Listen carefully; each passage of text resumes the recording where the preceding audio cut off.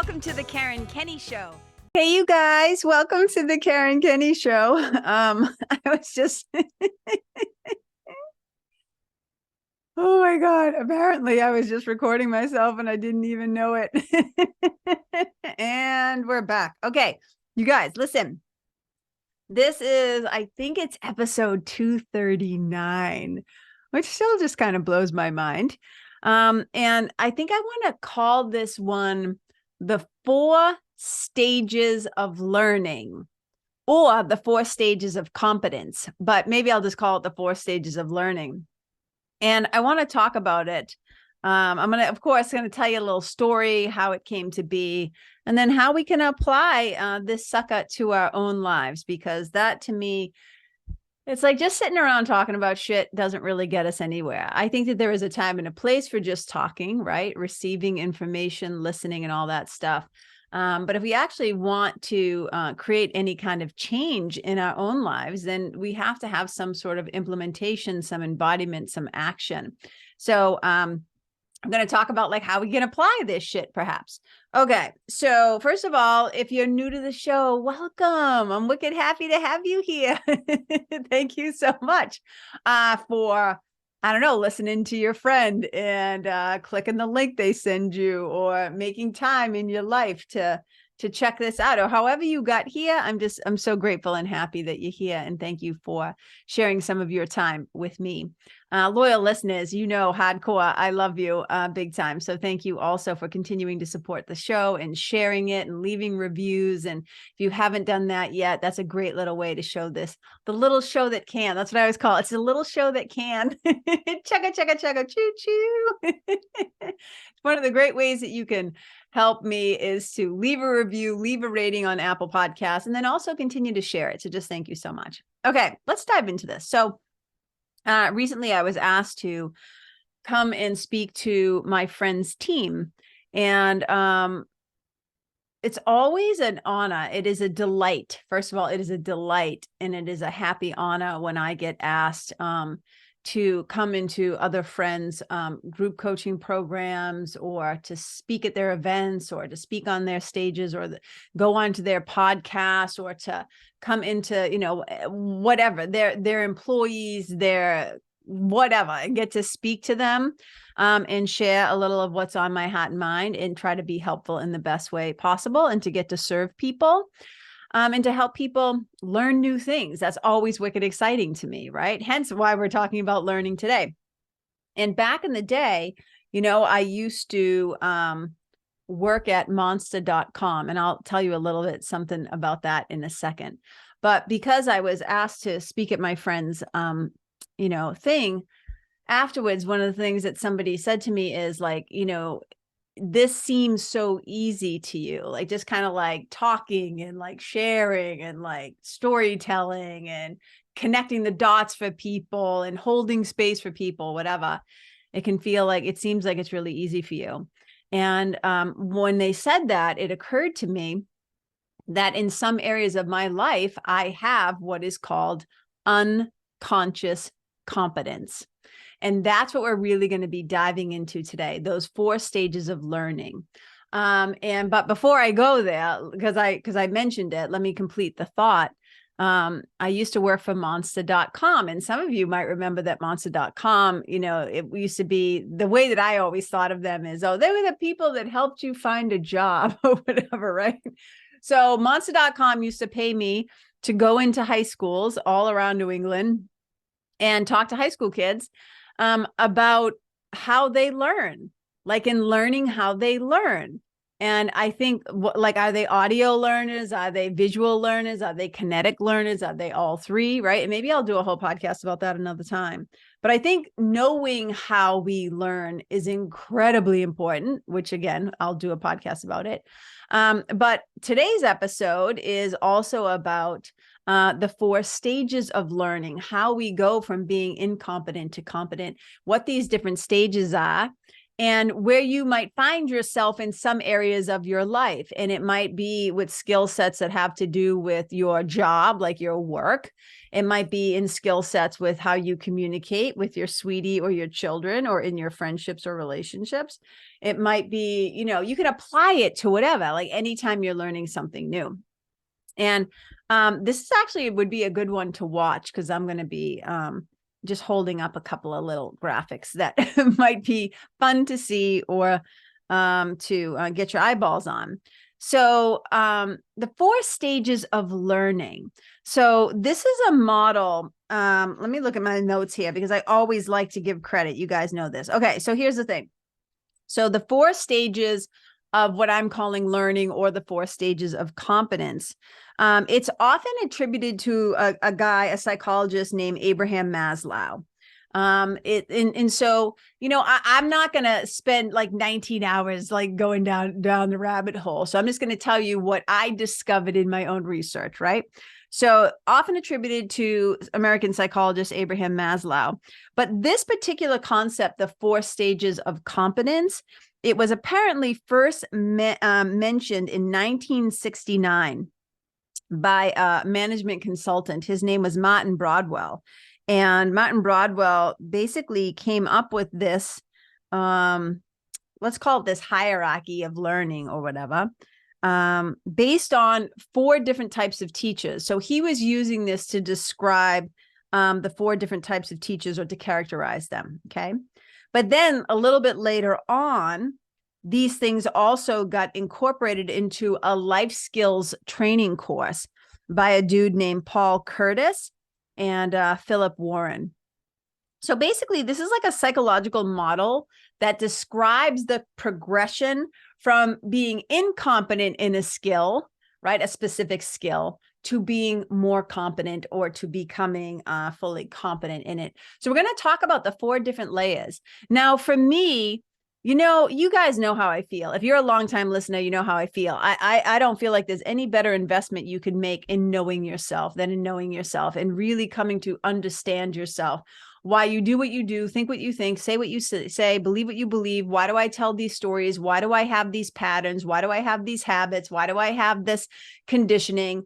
Because it's only when we become aware of something that we can actually change it, alchemize it, transmute it, transform it, right? If it needs changing. Not everything does, I'm just saying.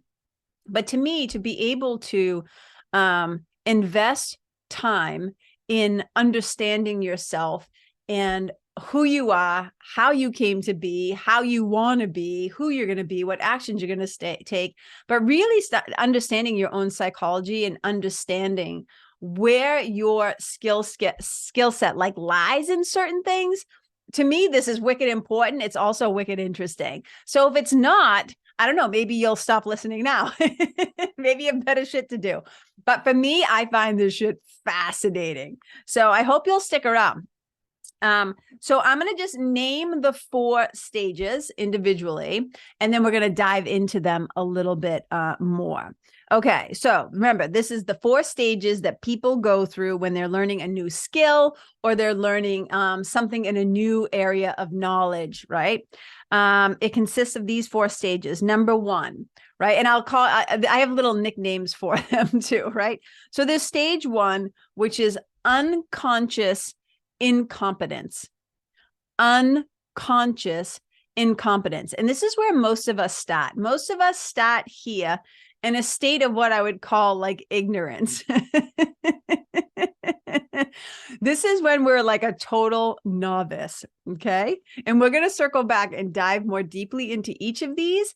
But remember, your brain learns by repetition. So it's really helpful sometimes for me to repeat these things multiple times, and that way it sinks into the old noggin, okay? Number 2 is conscious incompetence, okay? Number 2 is conscious incompetence. And this is what I kind of like to call like beginner's mind, all right? Having beginner's mind. Okay, stage 3 of learning. This is conscious competence. Conscious competence. And I think of this as like being proficient in a thing, okay? And then stage 4 is unconscious unconscious competence. And this to me is when you are kind of like an expert, or you're very intuitive about being able to do a thing. All right. So we're going to go through each of these. Now, if there's something in your life right now that you're trying to learn, maybe it's learning a new language. Maybe it's learning to play the guitar. Maybe it's learning how to knit. Maybe it's, they don't always have to be physical things. Maybe it's learning how to communicate better. Maybe it's learning how to share your feelings because you grew up like a masshole, and everybody in your family thinks that having feelings and crying is weak. So you're not accustomed to even acknowledging your own feelings, and you're learning how to be able to acknowledge your feelings, know that they matter, and communicate them and express them, right? I mean, you could be learning a gazillion different things. I mean, I am a lifelong learner, double amen, hands to that. I will be learning probably until I hit the grave. And I like to learn about a lot of different things. I'm a highly, highly enthusiastically curious person, right? But I think learning about myself is one of the most fascinating things. And learning about my own psychology and why and who and all that stuff allows me to learn more about my brothers and sisters out there, right? About the people and the animals in the world around me. So, all right, so let's dive into these suckers because I find them fascinating. So, unconscious incompetence, like this is that kind of ignorance is bliss stage, right? I kind of think of this like the you don't know that you don't know stage. You are not yet clued into the fact that you don't know shit, or you don't know what you're talking about, right? It's kind of that like ignorance is bliss state. We see this sometimes. You ever just hear, you see it a lot on the internet, man. Let's just call it what it is. You see people on the internet running their mouth and posting about shit, and they have no idea what they're talking about, and they don't even know that they don't know. They don't even know that they don't know. Okay, so here's a more in-depth description of this. It's when a person doesn't know or doesn't understand how to do something. And then not only that, right? They don't recognize their own deficit. They don't recognize that there's a deficit in their knowledge and their knowing. Often, unfortunately, though, this doesn't stop them from opening their big fucking mouths. But here's the thing. They may even deny the usefulness of a skill. Like if they're trying to learn, if there's like a new skill and they don't know it, and because they don't know it, they'll be like, who cares? It's a stupid skill, right? They'll deny how useful the thing actually is. It's an ego thing. It's a protective mechanism that the ego puts in place because it doesn't like to appear stupid. Okay. To move out of this stage, though, here's what a person has to do. They have to recognize your own incompetence. You have to recognize that like you don't know this thing. You don't know how to do it. You don't know how to think about it. You don't know how to talk about it. You don't know how to communicate, right? You have to accept like, hey, I'm a novice. I'm like at like ground zero here. Like I've got to start building a foundation, right? At this stage, right, they must also recognize the value of the skill, because why are you going to try to learn something that you don't care about or you don't see any usefulness, right, around it? Okay. So before you can move on to the next stage, you got to recognize your own incompetence, and you got to recognize the value of putting in the time, the energy, the hours, whatever, your attention, right, to learn the new skill. And the length of time that it's going to take usually at this stage, it depends on, and I loved this. I love the way this, I read this line. It depends on the quote, strength of the stimulus to learn. I might say that as the strength or the depth of the desire to learn, right? So if somebody is going to half-ass something, it will take them a hell. Have you ever just become obsessed about something? Have you ever it could be anything from beekeeping to like, I know people that all of a sudden are like, I'm going to learn how to like, I don't know, what do you call it? Brew beer in my bathtub or whatever, like you get like hooked by this idea or this skill set, and you're like, I want to learn everything there is to know about this thing. So I just leaned way back from my mic because I was getting really excited talking. So I want to, like, when people like really go down the rabbit hole and do the deep dive, and they like buy all the things and they get all the books, and they're like, let's go, and they're into it, right? So the amount of time an individual will spend in the unconscious incompetence stage depends on the depth and the strength of their desire to learn, the strength of the stimulus to learn. Because to me, I'm the kind of person when I'm like ready to go and I'm like, I'm all in, let's go. There's really no stopping me. I know I have several friends like this as well. It's like once we're in, we're like balls to the wall, like, let's go. Okay, that's stage one. So you might want to pause here and think about if there's something in your life that you're a novice at. And then, take your temperature. Where am I at with this? What's the strength of the stimulus of my desire to learn here? Like, how long am I going to stay at novice? Now, here's the thing. Sometimes you don't really care. Like let's say like playing pool, right? I used to work at a pool hall. I can shoot pool. I'm not like really good at it or anything. Some people might even say I'm not any good at it. I mean, I can like gunk and clack some balls together, but I'm a novice and I don't really care to get better at it. Right now, somebody else, like the person who like has their own bag and their own cues and their own sticks, and they got their own chalk and they wear the glove. Like there are people who are like into it. You know what I'm saying? So sometimes we're happy being a novice. It's like, it's kind of fun here. I don't have to take it too seriously. I don't give two shits, right? Play, don't play. It's just fun. I have no skin in the game, really. You know what I mean? And sometimes, though, we'll be a novice at something and we get hooked and we fall in love. And then we're like, let's go. We're all in. And that's an exciting time, isn't it?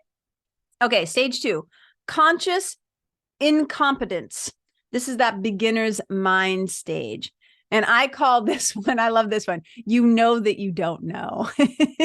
You're no longer ignorant. You are now highly aware about the fact that you don't know. I am now aware that I don't know. Okay, so in this stage, a person doesn't understand or know how to do something, and they recognize that deficit. They recognize that gap between there's this thing and kind of here's where I am on the chart or the graph in my ability to do the thing. They also are now, they now recognize also the value of a new skill in addressing this deficit. So they're starting to recognize, hey, I have this deficit and it would be really helpful for me to learn this. Let's say you are starting a new job in an area where many of the people were speaking Spanish.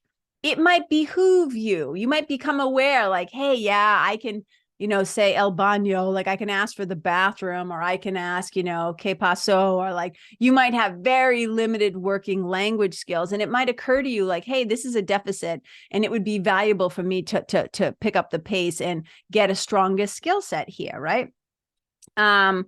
This is also the stage where making mistakes can be really integral and really important to the learning stage, right? This process of learning, it requires that we make mistakes. That's how we learn. We don't just rarely are we good at everything we try or everything that we do, right? So this is that stage where it's like, yeah, I might be a little clumsy. I might, might not be the smoothest at this yet. I recognize I'm in a deficit, but I have a desire to learn and I want to learn, and I'm probably going to make a lot of mistakes, and that's okay because I'm not going to see them as failures. I'm going to see it as feedback and information. And then I'm going to take those things that I learned by screwing up and messing up and being clumsy, and I'm going to apply them. Okay, that's a really exciting thing. So the beginner's mind is like open. It's like, I'm aware that I don't know. I'm open to learning and I'm open to figuring it out. This is a very exciting time, I think, to be in beginner's mind. Okay, stage three. This is conscious competence. And this is the stage that I call that, like, you know about it, but you still have to think about it.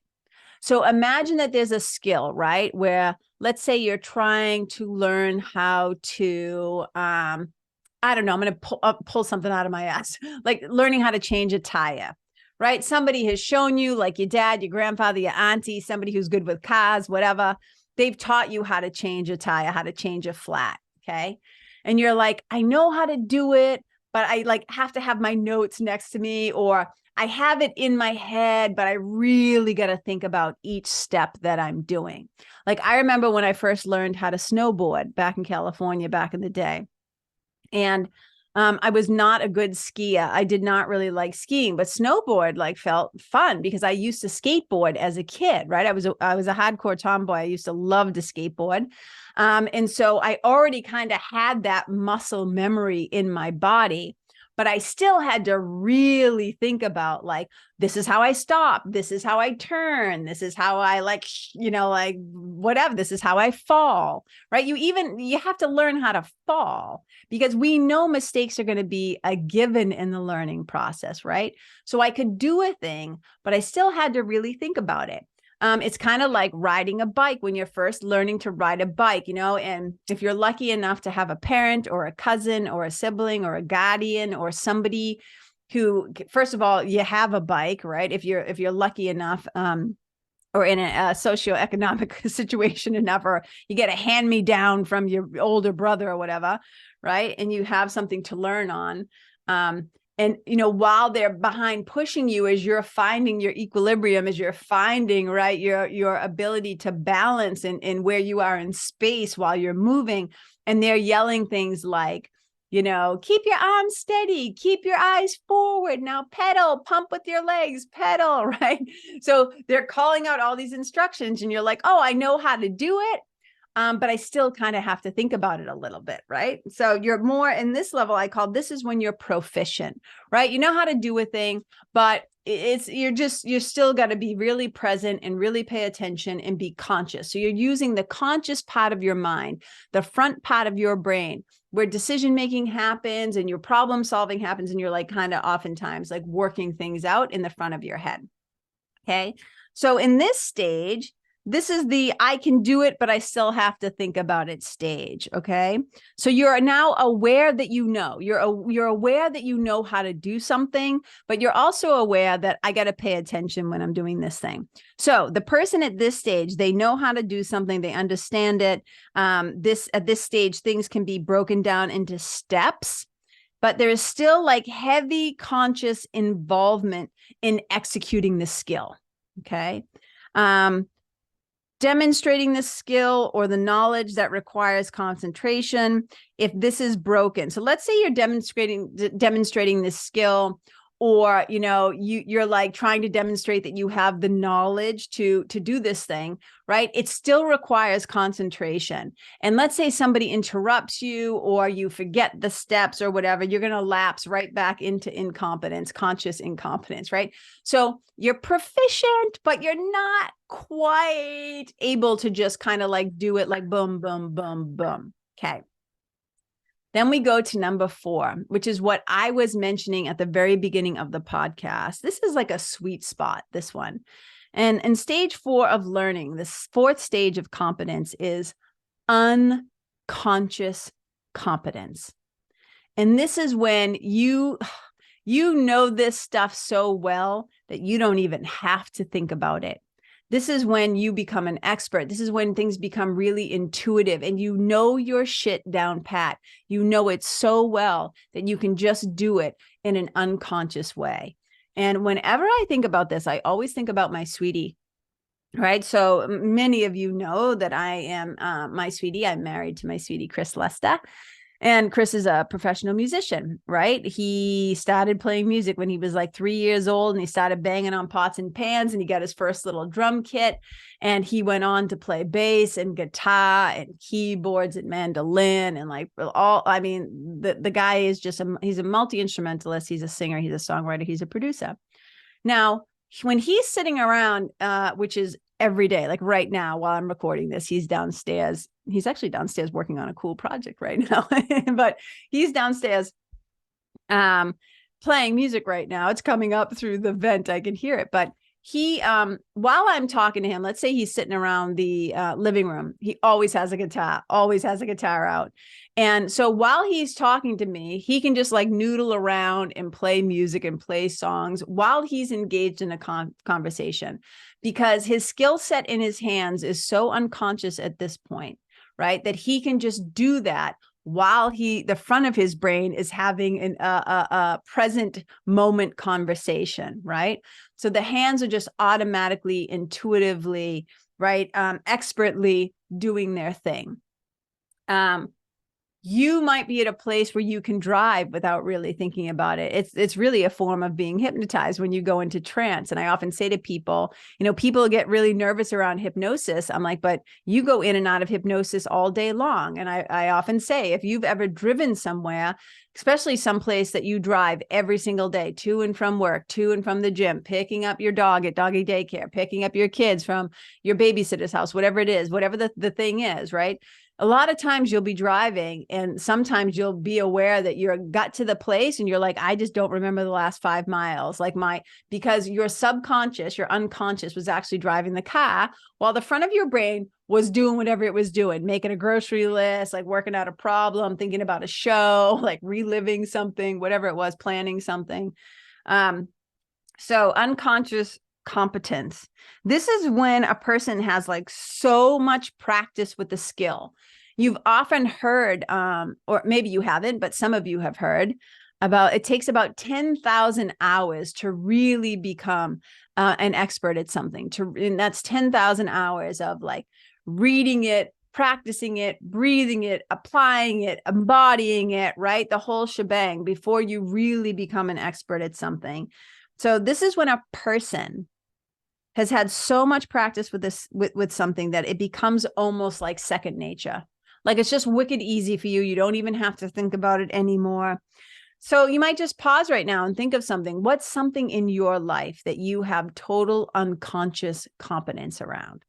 Okay.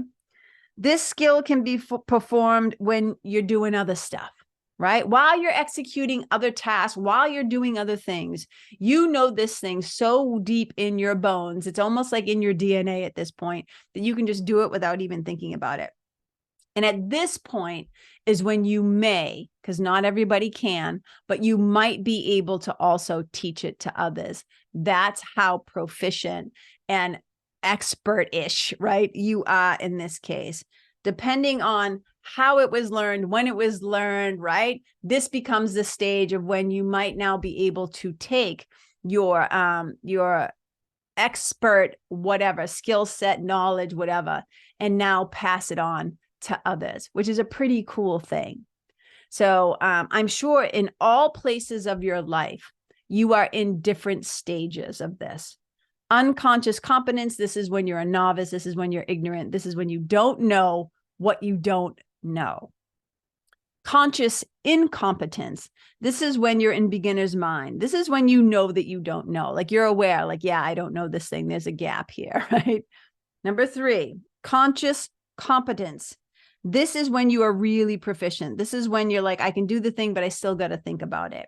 I know about it, but I have to think about it while I'm doing it, while I'm learning it. And like I said, this could be anything that you're learning. These apply.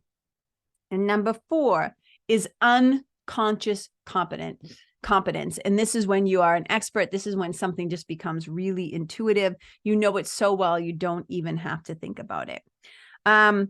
And here's what's interesting, right? I love these different, so I told you I was going to hold up some graphs. So I found this little graph here, and I think that these are really funny, okay? So stage 1 can also be called ignorance, right? And then stage 4, that unconscious competence is sometimes called mastery. But we're going to talk about that in a second, okay? So stage 1, you don't know that you don't know. Stage 2, you know that you don't know. Stage 3, you know about it, but you got to think about it. Stage 4, you know it so well, you don't even have to think about it anymore, which I think is pretty fantastic. But then here's the other thing. I love this other one. I'm showing you another little graph I found because I love the different ways that we can think about this. And the kind of teacher that I am is I like to come at something from a bunch of different angles. Because remember, going back to my my days with monster.com, I know that people learn in really different ways. And in this case, because I can't, hand you anything or get your hands on things, whatever, all I can do is maybe talk about it. For those of you who are watching, like I can hold something up. But mostly what I'm doing right now is verbal teaching, right? But I love to come at things from a couple of different angles. So we can also think about unconscious incompetence, right? So unconscious incompetence, that's stage 1.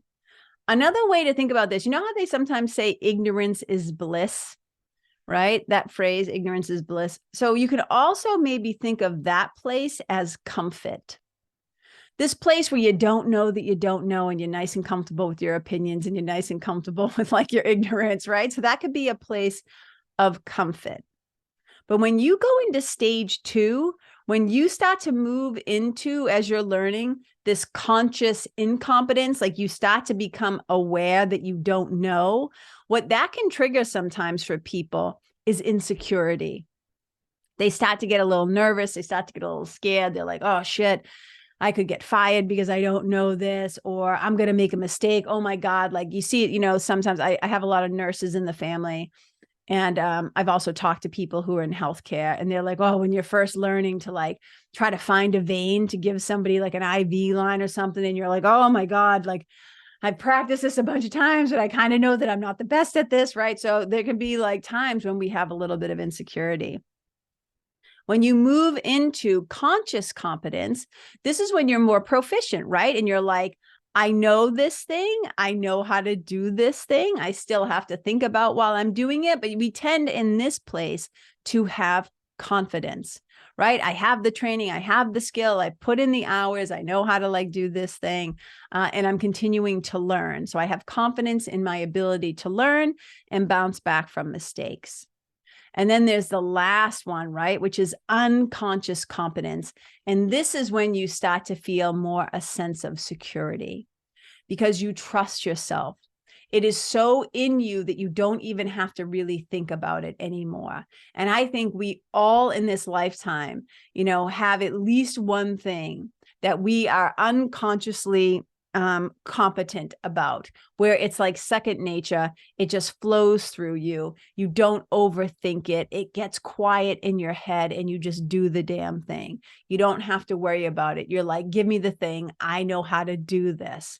And that can be a really beautiful journey from moving from that place of comfort because you don't fucking know any better to insecurity because you're aware of that deficit or gap in your knowledge, to a place of confidence once you've started to do it more and more and more. And then when you hit those 10,000 hours, you drop into that place of what some people would call the expert, or a place of security. So I really liked kind of looking at it from that point of view as well.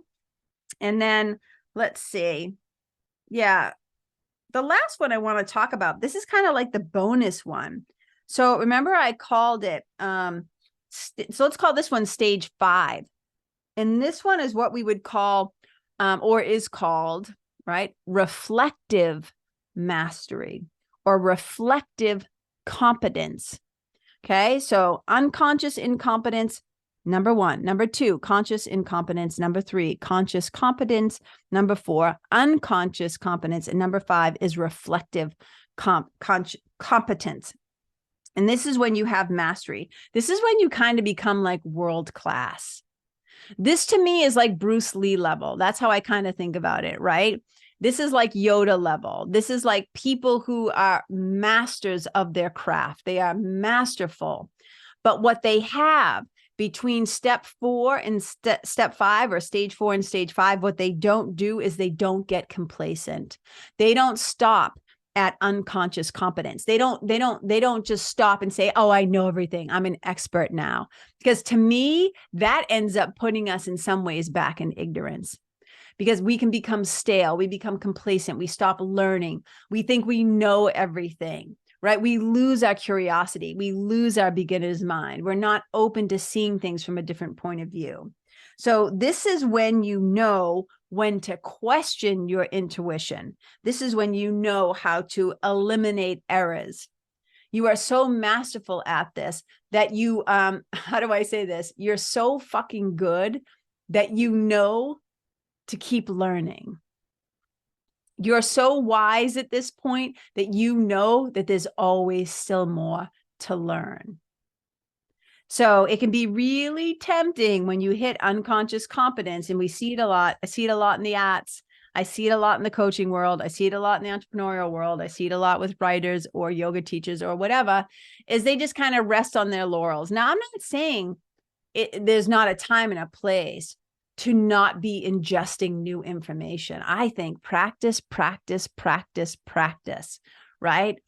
I think apply, apply, apply, apply. We don't always have to be consuming and learning and figuring out, but we also don't want to pack our car in conscious, unconscious competence and then stop being curious and stop being open-minded and able to learn.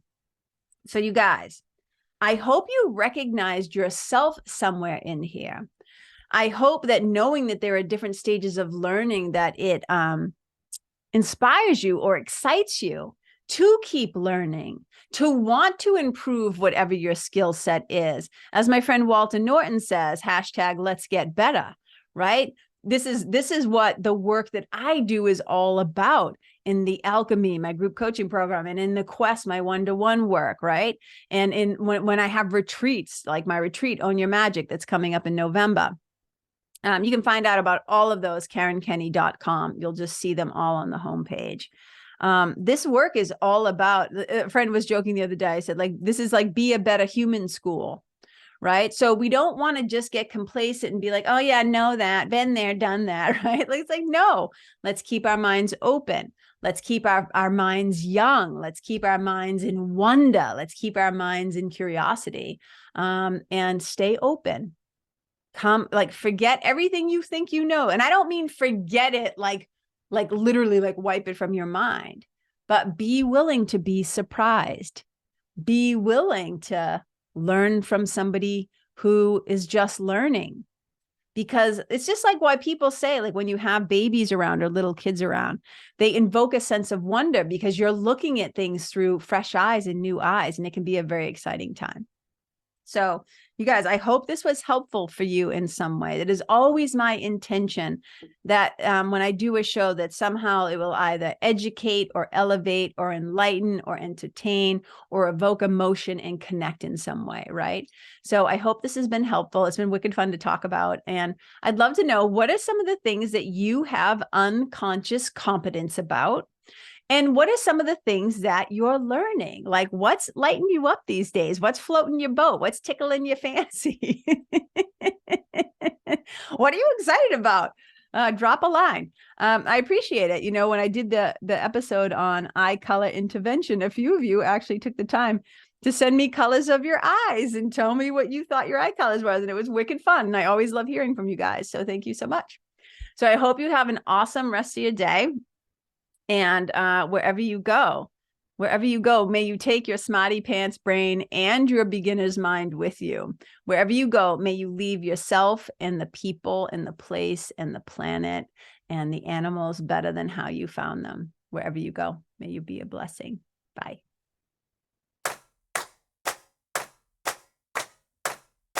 Hey, you guys, thank you so much for tuning in to this episode of the Karen Kenney Show. I super duper appreciate your time, friendship, and support.